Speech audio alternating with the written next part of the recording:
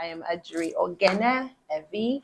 I am one of the leadership members at the Knowledge Hub. My name is Dr. Patrina Duhaney. I'm an assistant professor at the University of Calgary in the Faculty of Social Work. It's almost like I have a statement, it's Black History Month. Oftentimes, when we think of Black History Month, people only think about the importance of Black experiences during Black History Month. Mm-hmm. And as chair of the task force, we are being intentional with not just having events during February, but also throughout the year. And so it's really important for Black individuals to be shown that their experiences, their knowledges are important. While we're raising knowledge, we really want to create spaces where Black people feel that they are welcomed, and that they can actually flourish. And they actually do flourish because those environments are conducive to their well-being. So we've done a number of different things, such as the scholarships and the course development, having 3 new courses and so forth. And it's not just important in February, it's important year round. And because it's not something that is taught in classes consistently, or taught whether it's at the elementary level, whether it's at the university level, and even when we show up to different organizational functions, Black experiences aren't at the forefront. They're not. Right? And so what I would encourage organizations to do is, have different initiatives so Black people know that you not only care about them, but that their knowledges, their experiences are valuable, because Black people have been contributing to Canadian society for decades. Absolutely. Black right? history is Canadian history. Exactly. That's what I It is say. Canadian history, but unfortunately, so much of it has been erased. True. Right? And so we have Black History Month because we have to have Black History Month. We have Black History Month because our knowledges continue to be minimized, diminished, or ignored altogether. And so, to have the most impact is having those celebrations year round. Year round. That's one. But the other important thing is, how do you treat Black people who you're engaging with? There are so many different stereotypes that are used to construct Black people in particular ways. And so those stereotypes inform interpersonal relationships. And so it's important that, before you go out in the community, look at who's around you, who's in your circle, and treat those individuals with respect. That's another thing. But the burden of Black history and Black knowledges and Black ways of knowing and doing should not be laid at Black people's feet. Absolutely. It's really important that people educate themselves.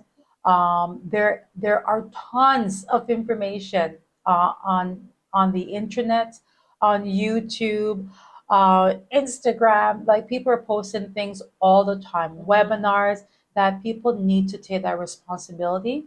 If this is something that you care about, learn about it. Learn about it, and do not put that burden on Black people to educate you.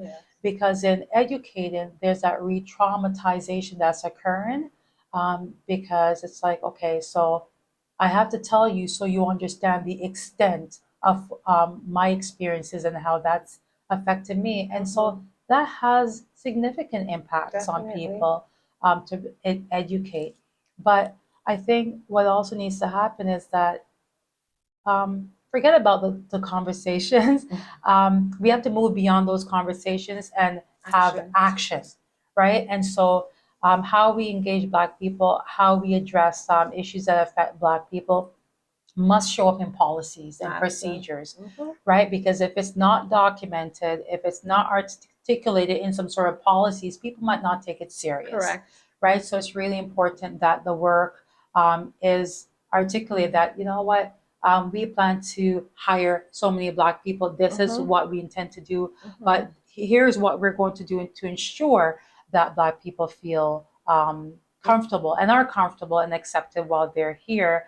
But what are some mechanisms if Black people are experiencing racism at work? So Black people do want to know that the organizations care about their needs as well.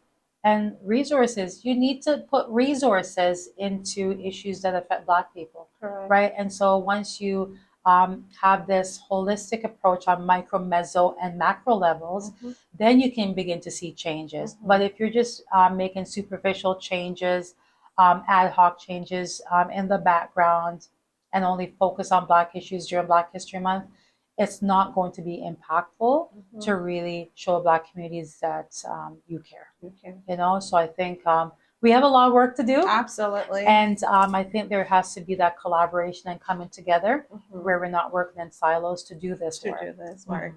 Yeah. Well articulated. I mean, you took it from the micro to macro to meso level. You know, I particularly appreciate the structural pieces, you know, identifying the need for policies and that intentionality to get it written down so then it's more um, concretized. And I think it backs the actions. And I think it also enables accountability and that transparency. But the most important thing that I really want to emphasize is respect. You know, the respect means to see someone, to really recognize and appreciate them. And that can go into how you put matters about them into policies, Right. how you engage them, how you make a space more inclusive and welcoming and create a sense of belonging. So it's been a huge honor. I know that we could go on and on. Dr. Duhaney, taking time out to speak about our experiences and doing the work at the same time, right? So thank you for your time. Thank you. Okay. That was great. Thank Same you. here. Bye-bye.